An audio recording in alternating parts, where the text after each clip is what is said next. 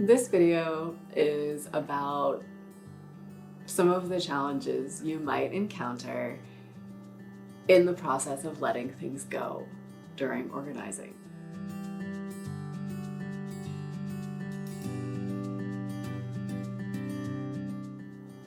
I'd love to start with one of the questions that I get most often, or the concerns that I hear most often, that people really want to organize, they really want to downsize, and they don't know how because they love books, they love purses, they love shoes, they love pens, whatever the thing that's precious to them is. I so want to tidy my home, but I love books too much. I don't recommend getting rid of all the things you love. I recommend letting go of the things you don't love to make more room for what you love in your life. So if your biggest challenge to letting things go is that you've been trying to let go of everything that's most precious to you, please stop. This video is not about how to let go of all the things you love. It's about the discomfort that can still happen when you're letting go of things that you don't love, but things that are still challenging to let go of. Marie Kondo says that when we are struggling to let things go, there are really only two reasons: attachment to the past or fear for the future. So all of the challenges that I'll talk through in this video will fall into one or the other of those categories.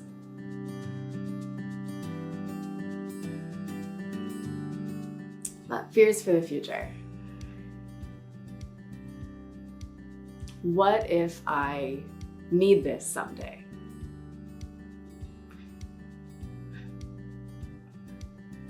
I like to think that one of the things that makes me a professional as an organizer is that I won't give people fake reassurance. I'm never going to say to someone, you won't need that. You won't need that, I'm sure of it. Because maybe you will. So if you are struggling with this particular fear, what if I need this? What if I let go of this and then someday in the future I need it? You might. And almost certainly at some point during every decluttering project, you will let go of something that you later regret. The way I personally found the courage to move past that fear is to acknowledge it, certainly, and to think through. And for myself, I discovered that it was worth taking that risk. It was worth taking the risk that I would discard things that I would later want or need to be able to live in a home that was free of clutter. So let's say you've identified something that you probably don't need in your life and decided to let it go, and then the fear strikes. What if I need it someday? What if I let it go and then discover that I shouldn't have?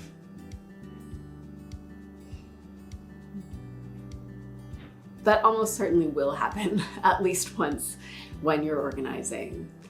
And the question I recommend asking yourself is, would it be worth it? Would it be worth it to be able to live in a space that's spacious and free of clutter? Would it be worth taking that risk that you will guess wrong about whether you need something? For me, the answer was definitely yes. It was worth taking the risk to be able to live the life I wanted to live in the space that I wanted to spend that life in.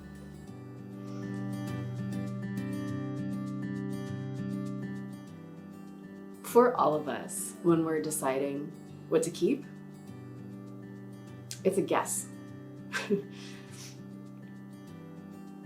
You won't know whether you needed that pen until the last day of your life. And if you get through to the last day of your life and you haven't had a moment where you go, oh, my green pen, then you know you guessed right. You guessed right that you didn't need the green pen. Odds are, on the last day of your life, you're not going to be thinking about a green pen, but this is true for all of the things. And that would be up to and including, do I wish that I kept the wedding dress from my first marriage?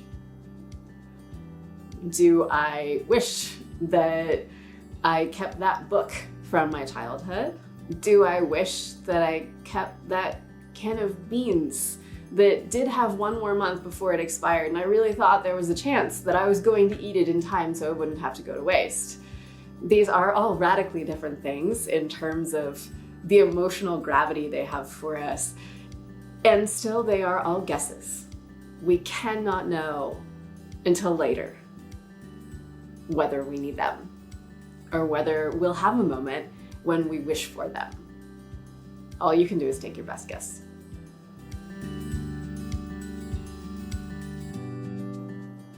For me, a big fear of letting things go, or fear for letting things go, was, what if I need these things in the future and I can't afford to replace them if I found out that I guessed wrong?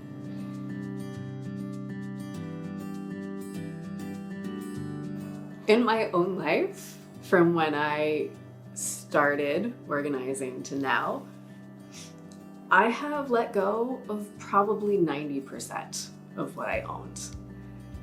And in that time, I have regretted 2 items. A pair of gray pants and a gray jacket.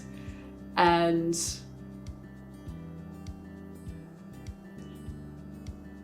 I had a few moments of wishing that I could grab them and throw them on.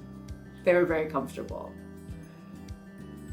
And within minutes of having that wish, I wish I still had this jacket, I remembered that the reason I let that jacket go is that the idea I had of it, like this great plain gray jacket, just long enough, wasn't actually in line with the reality of the jacket. Every time I put it on, it looked really sloppy, and it wasn't the gray jacket I thought. And once I remembered that that's why I let it go, I stopped feeling sad about it and realized that what I wanted was a lovely plain gray jacket that looked neat when I put it on, not sloppy.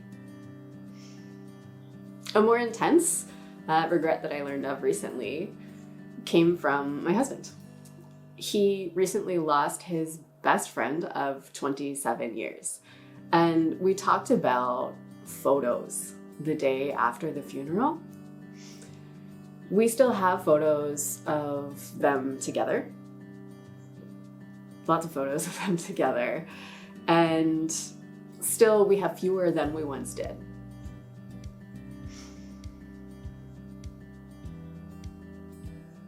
And he said to me, it would have been nice to have more to share with other people. But I still value this life we've chosen more than keeping everything just in case.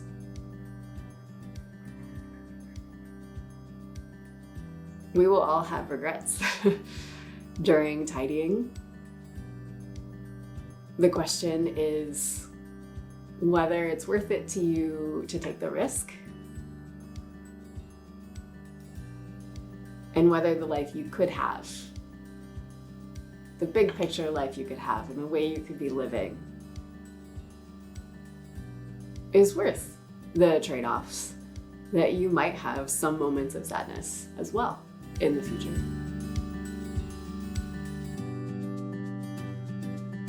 When we're dealing with fear that we'll let something go only to discover that we need it in the future, for a lot of us who've not lived in a fully tidy space before, we don't know actually what it's like how much more easily we can cope with challenges and think creatively in a space that's free of clutter. Until you take the plunge and discard the just-in-case items, the only experience you have in life is that experience of living in a full or perhaps overfull space and coping with challenges by turning to the stuff you have.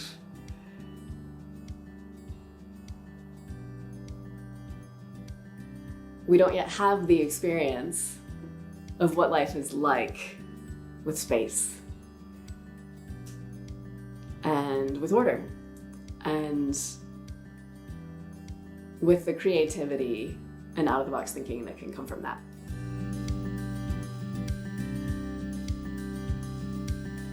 Another challenge that comes up with the fear for the future, kind of letting go, is waste. What if I produce waste? I don't have meaningless comfort to offer in terms of this. I have an alternative perspective. You can consider that waste happens when we buy things we don't need. In my experience, once people completely organize their homes, their purchasing habits change. They're less likely to need to buy duplicates because they can't find the original. They are less likely to casually pick things up because they don't know if they have one or not. And thus, to me, the big picture of organizing tends to be that the overall process of letting things go, while you might see things moving out like waste or donations or recycling all in one go, and that can be really shocking, the behaviors that you can more easily have in the future are likely to reduce waste at the starting point, the buying things you don't need.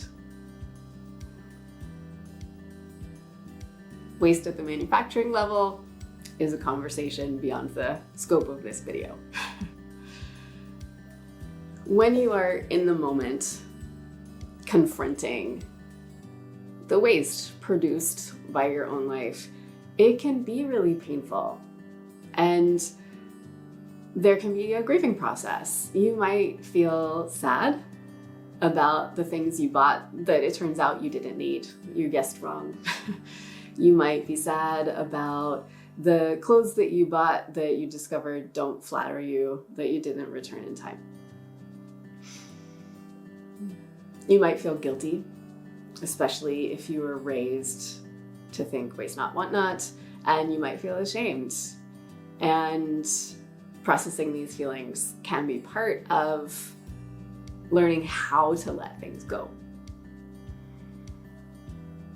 In that moment, as you are addressing these feelings and deciding how you want to choose to act, let's say, I feel guilty. What am I going to do about it? Am I going to keep everything so I don't have to watch it go out? Or am I going to feel guilty and decide to do differently and let things go anyway? Something to consider is that even if you keep everything you own, even if you keep all of the quote unquote mistaken purchases of your life for your entire life, you cannot control what will happen later. And on a long enough timeline, almost everything we own will pass on at some point. And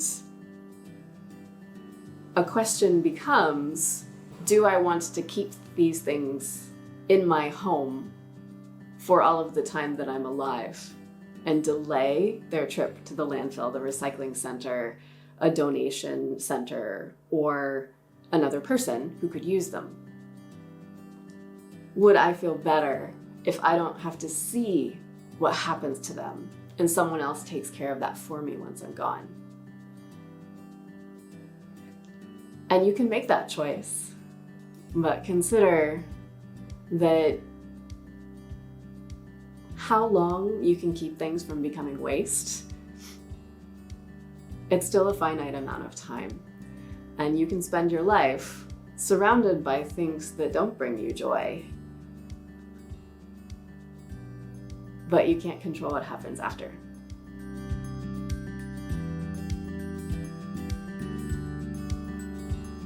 Other challenges for keeping things can have to do with attachment to the past.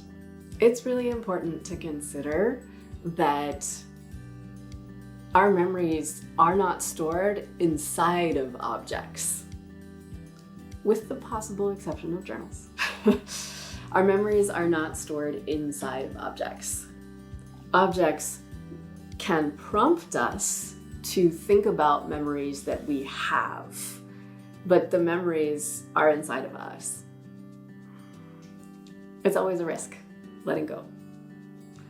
And even though your memories are not stored in an object, you may think of them less without that object there to prompt you to think about them. And you might forget someday. The question is it worth it to you to take that risk that you might not remember everything, that you might not remember everything about your past as you go into your future?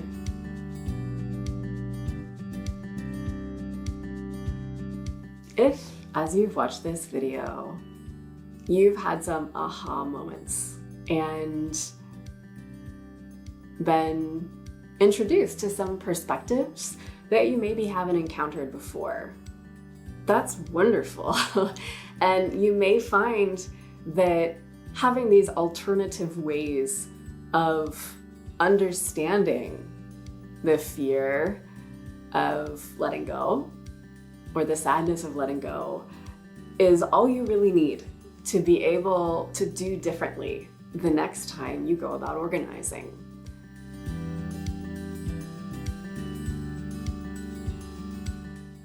If, however, these perspectives aren't new, you've already known these things, you've already tried these things again and again and again, and nothing seems to make any difference. You're trapped, you're frozen, you can't make progress, you know your home isn't working for you, and somehow, even though you know that, even though none of this is news, you're stuck.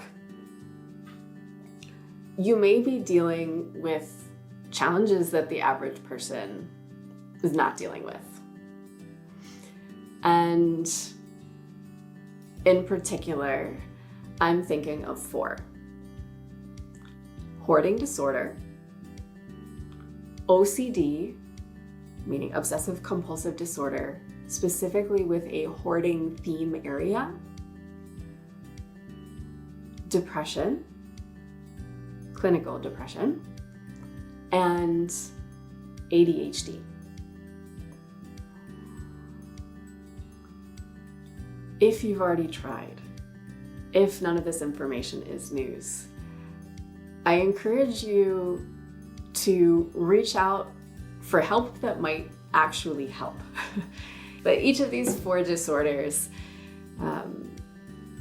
can change with the appropriate support, the support that matches the challenge.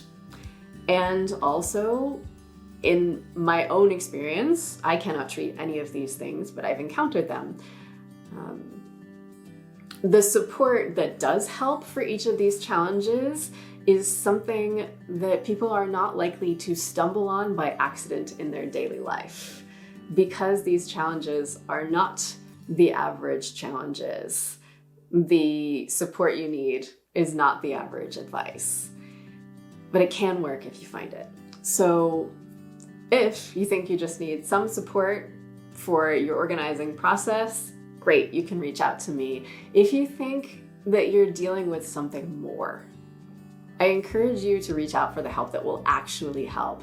And I will link some resources for each of these 4 specific disorders in the description box below. And I wish you the very best in building a life you can love and a future you can love with the help that really helps.